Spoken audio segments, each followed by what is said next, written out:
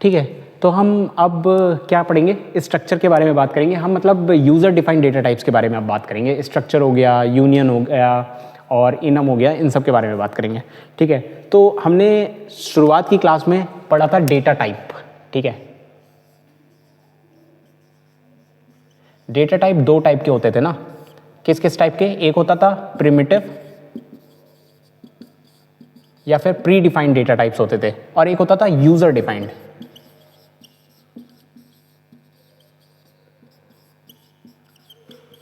तो स्ट्रक्चर कैसा है? ये यूजर डिफाइंड डेटा टाइप है। और एक चीज और, स्ट्रक्चर की जरूरत क्यों पड़ी?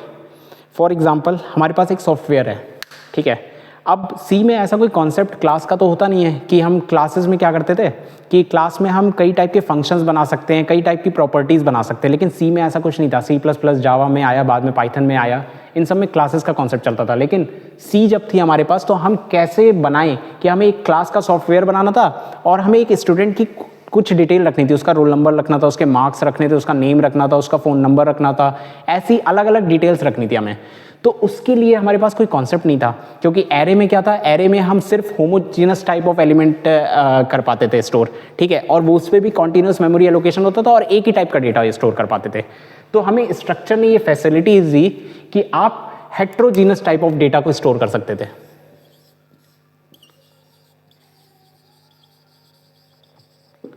ठीक है, हेट्रोजीनस टाइप ऑफ डेटा को स्टोर कर सकते थे। तो हेट्रोजीनस टाइप ऑफ डेटा होते थे। ठीक है, अब स्ट्रक्चर बनता कैसे है? हम क्या लिखते हैं, एक स्ट्रक्ट कीवर्ड होता है, देन इसमें क्या होता था, हमारे पास डेटा टाइप पहले से प्री डिफाइंड थे, जैसे इंटीजर हो गया, फ्लोट हो गया, ये सब बने बनाए होते थे। हम यहाँ पे क्या करते थे, स्ट्रक्ट कीवर्ड लिखते हैं और अपने डेटा टाइप का कोई भी नाम दे सकते हैं, XYZ कोई भी नाम दे लो, आप अपना नाम दे लो, किसी का भी नाम दे दो। मैं दे देता हूँ वैर या फिर स्टूडेंट। ठीक है, देन कर्ली ब्रेसेस लगाते हैं। अब हमें क्या क्या डेटा डालना है इसमें, क्या क्या स्टोरेज होनी चाहिए हमारे हिसाब से, हम सोचते थे कि हमारा नेम हो सकता है, स्टूडेंट में क्या क्या डिटेल हो सकती है। मान लो स्टूडेंट का नेम हो सकता है, नेम कैसे होगा, कैरेक्टर एरे होगा, मान लेते हैं CH या फिर नेम नाम से रख लेते हैं 20। और क्या होगा, रोल नंबर होगा, मान लेते हैं। और क्या होगा, ऐसी ही और डिटेल्स होंगी। ठीक है, ये क्या बन गया, एक स्ट्रक्चर बन गया। अब इस इतने लिखने से क्या मेमोरी एलोकेट होती थी? अच्छा, सिर्फ ये लिखने से क्या मेमोरी मिल जाती थी? नहीं, ये लिखने से कभी भी मेमोरी एलोकेट नहीं होती। तो ये बनाने से कभी भी आपको मेमोरी एलोकेट नहीं होगी, ये बात हमेशा याद रखना। हमें मेमोरी कब एलोकेट होती थी, जब हम इसका वेरिएबल लिखते थे। इंट ए लिखने पर तब वेरिएबल हमें मेमोरी एलोकेट होती थी। तो कभी भी ये लिखने से हमें मेमोरी एलोकेट नहीं होती। ठीक है, अब अगर मैं S1, S2 लिखता हूं, तो इस स्ट्रक्चर के ये दो वेरिएबल बने S1, S2, अब ये मेमोरी एलोकेट करेंगे। ठीक है, सिर्फ स्ट्रक्चर बनाने से मेमोरी एलोकेट नहीं होती। ठीक है, ये बात याद रखना। ठीक है, अब एक चीज होता है कि मान लेते हैं, अब इसको यूज कैसे करेंगे? तो यूज करने का तरीका होगा void main। ठीक है, इसके दो वेरिएबल आपने बनाए थे S1 और S2। ठीक है, तो अब इनको एग्जीक्यूट कैसे करना होगा, S1 डॉट डॉट ऑपरेटर होता है, रोल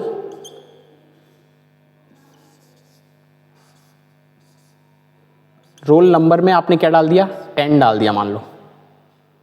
ठीक है, इसी तरह S2 के रोल नंबर में भी आपने कुछ वैल्यू डाल दी। ठीक है, तो ऐसे ये मेमोरी एलोकेट होती थी।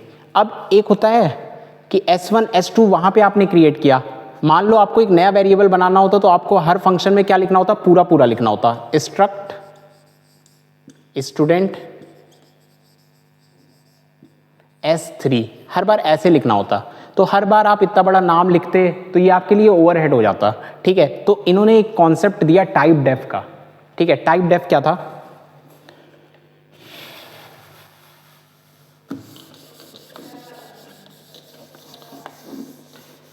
टाइप डेफ भी एक कीवर्ड है, ठीक है।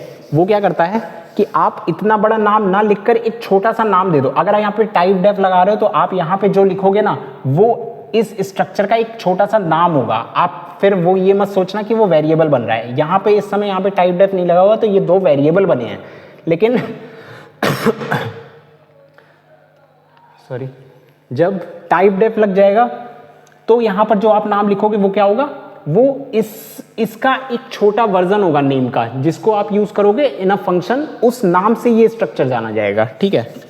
फॉर एग्जांपल आपने ऐसा लिख दिया टाइप डेफ, ये भी क्या है, एक कीवर्ड है। अब लिखो आप स्ट्रक्ट स्टूडेंट, ठीक है। देन सिमिलरली लिख देते हैं कैर नेम 20 इंटीजर रोल नंबर, ठीक है। और अब यहाँ पे इसको एक छोटा सा नाम दे दो, मान लो मैंने x दे दिया, ठीक है। अब अगर आप void main में लिखते हो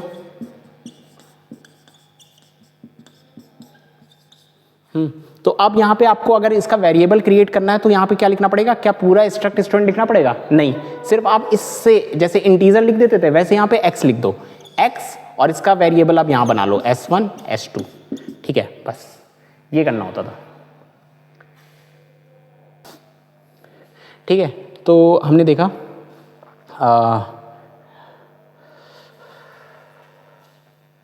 ठीक है। एक चीज और हमने स्ट्रिंग में पढ़ी थी, क्या पढ़ी थी स्ट्रिंग में? हमने पढ़ा था, अच्छा, एरे में एक चीज हमने पढ़ी थी। अभी मैंने यहाँ पे एरे लिख दिया, आप कहोगे कि क्यों मैं एरे यहाँ पे नहीं लिख रहा, मैं यहाँ पे s1 डॉट रोल नंबर में वैल्यू डाल रहा हूँ, ठीक है। तो क्या, अच्छा आप ही बताना, कमेंट करना, क्या s1 डॉट नेम लिख सकता हूँ क्या मैं यहाँ? क्या यहाँ नेम लिख सकता हूँ यहाँ?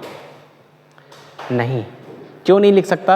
एरे का नाम कभी भी LHS में यूज़ नहीं हो सकता, तो ये क्या है, रॉन्ग है, ठीक है। ये बात हमेशा याद रखना।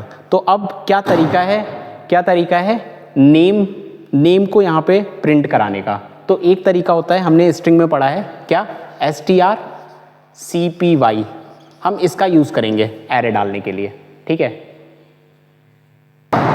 तो हम किसका यूज़ करेंगे? strcpy का यूज़ करेंगे। कैसे यूज़ करेंगे?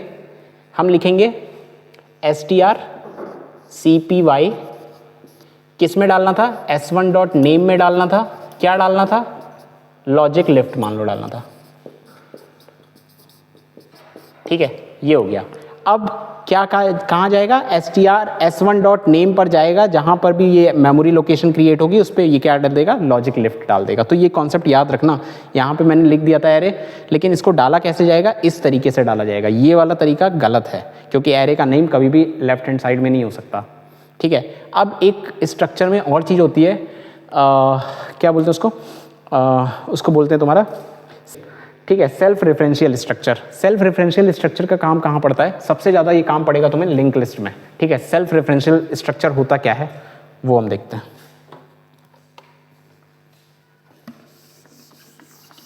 तो एक टर्म होता है सेल्फ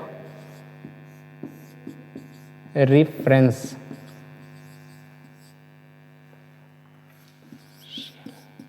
स्ट्रक्चर।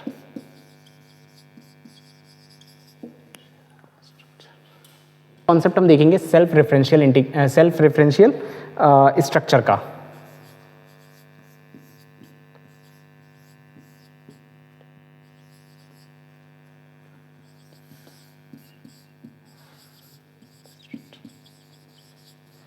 ये होता क्या है? मान लो आपने एक स्ट्रक्चर बनाया था, ठीक है। फॉर एग्जांपल एक स्टूडेंट की डिटेल आपने मतलब क्या बनाया था?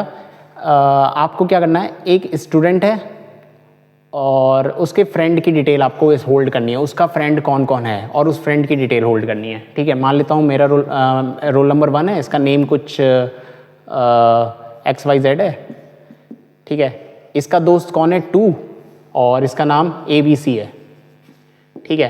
तो ये अपने ही टाइप के एक दूसरे को पॉइंट कर रहा है, उसका एड्रेस यहाँ पे होल्ड करेगा ना, तभी तो इनकी फ्रेंडशिप दिखेगी। हम फ्रेंडशिप को लिंकिंग से जोड़ रहे हैं, ठीक है। तो इसका फ्रेंड कौन है, इसके लिंक में हमने उसका एड्रेस डाल दिया, तो इसका एड्रेस, ठीक है, जिस टाइम इसका एड्रेस का डेटा टाइप किस टाइप होगा, जैसे हमें इंटीजर को रखना होता तो पॉइंटर हम किस टाइप का बनाते थे, इंटीजर टाइप का बनाते थे। तो अब हमें यहाँ पे किसका एड्रेस होल्ड करना है, एक स्ट्रक्चर का एड्रेस होल्ड करना है। तो हमें यहाँ पे डेटा टाइप मतलब पॉइंटर किस टाइप का बनाना पड़ेगा, स्ट्रक्चर पॉइंटर टाइप का बनाना पड़ेगा। तो स्ट्रक्चर पॉइंटर जब हम पॉइंटर में स्ट्रक्चर में डिफाइंड करते हैं ना, स्ट्रक्चर बनाते वक्त, उसी को हम क्या कहते हैं, रेफरेंशियल स्ट्रक्चर कहते हैं, सेल्फ रेफरेंशियल स्ट्रक्चर। वो अपने टाइप के पॉइंटर को पॉइंट कर रहा है, इसी को हम क्या कहते हैं, सेल्फ रेफरेंशियल स्ट्रक्चर। मैं बना के दिखाता हूं एक, फॉर एग्जांपल स्ट्रक्ट, इसी का बनाते हैं स्टूडेंट कैर नेम 20 रोल नंबर किस टाइप का है, इंटीजर टाइप का है, ठीक है। और अब यहाँ पे सेल्फ रेफरेंशियल जोड़ना है, तो यहाँ पे क्या लिखेंगे, स्ट्रक्ट स्टूडेंट किस टाइप का पॉइंटर है, स्टार PTR, ठीक है। ये होता है सेल्फ रेफरेंशियल, ठीक है। ये अपने ही दूसरे टाइप के स्ट्रक्चर एक क्रिएट होगा, उसका एड्रेस होल्ड करेगा, ठीक है। तो यहाँ पे हम पहले कैसे लिखते थे, अब ये किस टाइप का पॉइंटर किस टाइप का होल्ड करेगा, स्ट्रक्ट स्टूडेंट को जितनी स्पेस मिली है उतने साइज का ये पॉइंटर बनेगा, ठीक होता है। ये होता है रेफरेंशियल इंटीग्रिटी। सबसे ज्यादा इसका यूज कहाँ पे होगा, लिंक लिस्ट में, और ये इस पे क्वेश्चन बनता है गेट में, ठीक है। तो हम जब लिंक लिस्ट पढ़ेंगे ना, तो हम सिर्फ इसी का यूज करेंगे स्ट्रक्चर में,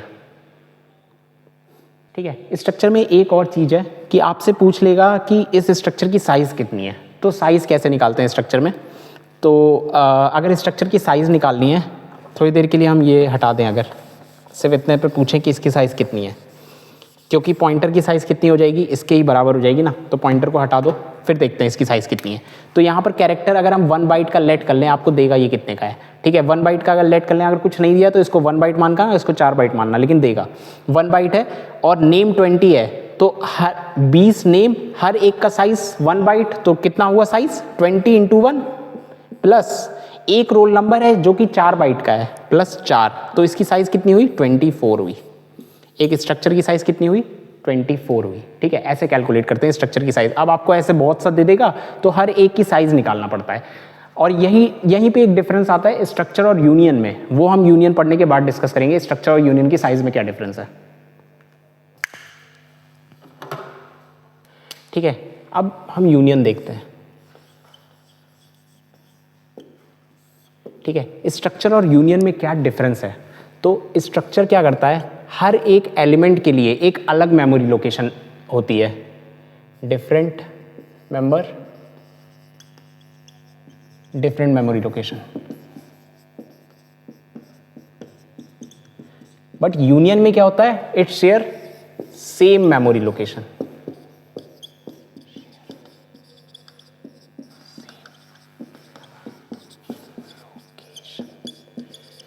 ठीक है। फॉर एग्जाम्पल अगर हम देखें, यूनियन भी सिमिलरली बनता है स्ट्रक्चर की तरह, यूनियन XYZ, ठीक है। अगर हमें इंट x और इंट y डिक्लेयर किया, ठीक है, ये होता है इसका डिक्लेरेशन, और एक स्ट्रक्चर बनाया,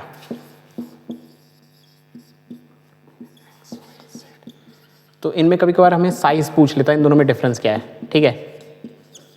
तो अगर स्ट्रक्चर की साइज पूछे तो क्या होगी, अगर इसको हम थोड़ी देर के लिए फ्लोट कर लें, ठीक है, फ्लोट, और इसको भी फ्लोट कर लेते हैं, तब डिफरेंस समझ में आ जाएगा। अब मुझसे कोई पूछता है कि यूनियन की साइज बताओ और स्ट्रक्चर की साइज बताओ, तो स्ट्रक्चर की साइज कितनी हो जाएगी, 4 बाइट का ये, और ये कितने हैं का है, हम मान लेते हैं 8 बाइट का, तो 8 + 4 12 बाइट। स्ट्रक्चर की साइज यहाँ पे कितनी आई, 12 बाइट। यूनियन में क्या होता है, आप सबका लिखो, इसमें से जिसकी सबसे बड़ी साइज होगी, क्योंकि ये क्या करते हैं, it share the same memory location. तो इसकी अगर 4 बाइट है और इसकी अगर 8 बाइट है, तो इन दोनों में से मैक्सिमम क्या है, मैक्सिमम है 8 बाइट, तो इसकी साइज कितनी हो जाएगी, 8 बाइट हो जाएगी, ये होता है यूनियन। ठीक है, अब एक छोटा सा कोड लिख कर देख लेते हैं यूनियन क्या। ठीक है, ठीक है, यूनियन का एक छोटा सा कोड हम डिस्कस कर लेते हैं। ठीक है, अगर हम यूनियन का बनाएं तो सिमिलरली स्ट्रक्चर की तरह इसका स्ट्रक्चर बनता है। यूनियन मान लेते हैं स्टूडेंट। ठीक है, स्टूडेंट का कोई रोल नंबर होगा और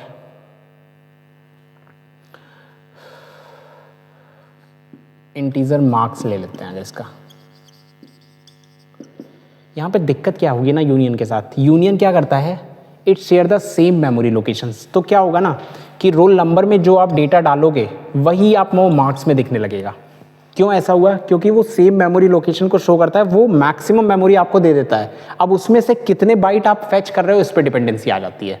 ठीक है, इसलिए हम यूनियन का ज़्यादा यूज़ नहीं करते, हम सबसे ज़्यादा स्ट्रक्चर का यूज़ करते हैं। ठीक है, आपसे गेट में अगर यूनियन पे सवाल पूछा जाएगा तो यही पूछा जाएगा कि इसकी साइज़ कितनी होगी, साइज़ निकालना मैंने आपको बता दिया है।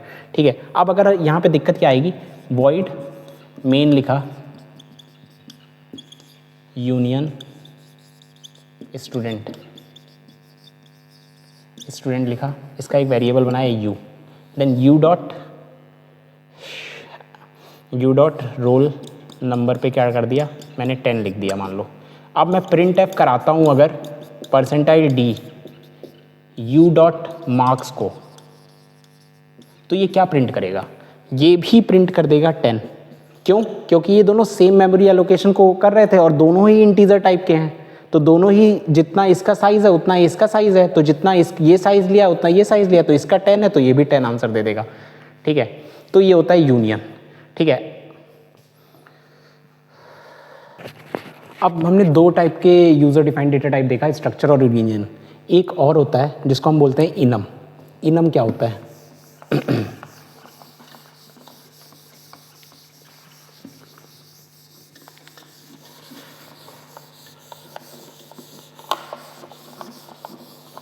इनम का यूज़ तब हम करते हैं जैसे कि हमें एक लूप चलाना था, मान लो i इक्वल टू 0 से i इक्वल टू n, लेकिन इसमें क्या कुछ वैलिड चीज़ें दिख रही है आपको, लूप किस लिए चला रहे हो, आपको क्या ऐसा कुछ दिख रहा है, आप तो एक नंबर के लिए चला रहे हो 0 से n तक के लिए, कुछ मीनिंगफुल सिग्निफिकेंस नहीं मिल रहा। इसको हम बोलते हैं इनम। इनम क्या ऐसे वर्क होता है, इनम को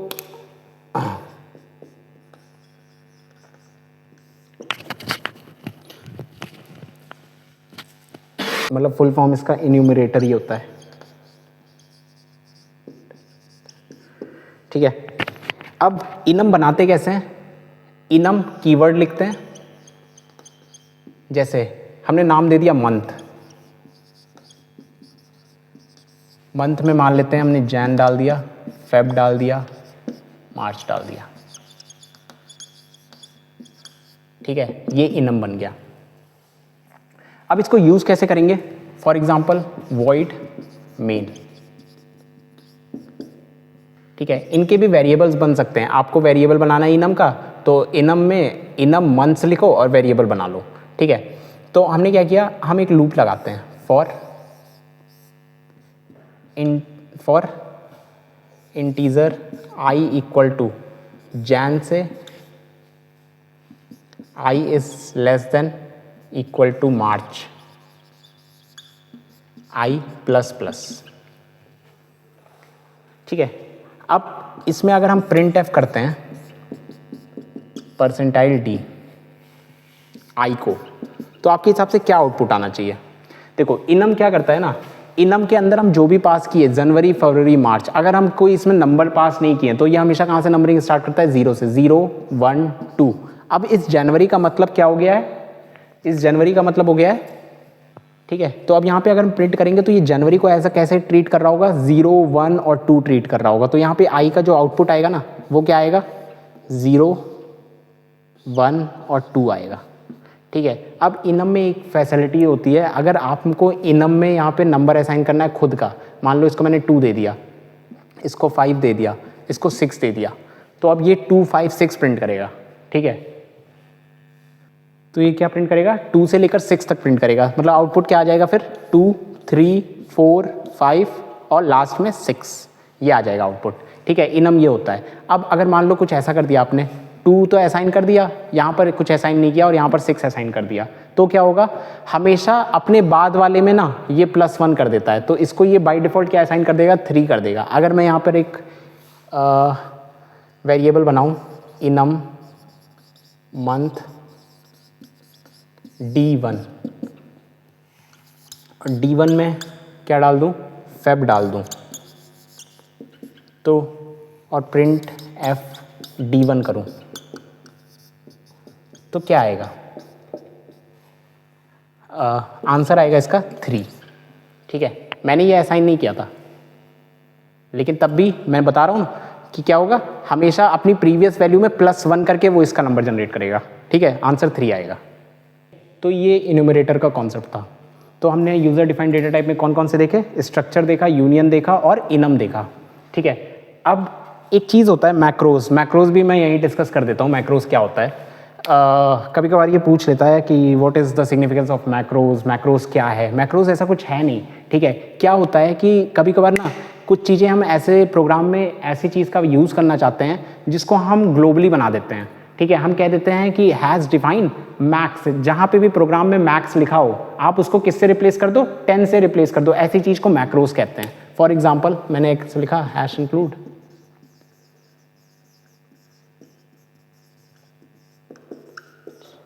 हैज़ डिफाइन, मैंने क्या लिखा है, एक मैक्स बनाया और मैक्स को मैंने 10 लिख दिया। ठीक है, मैक्स को 10 लिख दिया। अब मैक्स को 10 लिखने के बाद क्या होगा, अब मैं मान लो वॉइड मेन में लाता हूँ और मैं एक एरे डिक्लेयर करना चाहता हूँ। यहाँ पे मैंने मैक्स डाल दिया। ठीक है, तो अब कंपाइलर क्या करेगा ना, एरर नहीं देगा, कंपाइलर ऊपर से आएगा हैज़ डिफाइन, ये क्या होता है, ये मैक्रोज है। ठीक है, ये क्या करेगा, ये क्या करेगा कि जहां जहां भी कंपाइलर को मैक्स दिखेगा वो किससे रिप्लेस कर देगा, 10 से रिप्लेस कर देगा। ठीक है, बस यही होता है मैक्रोज।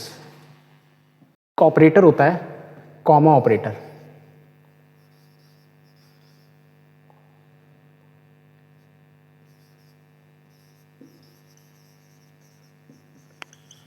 ठीक है, कॉमा ऑपरेटर क्या करता है,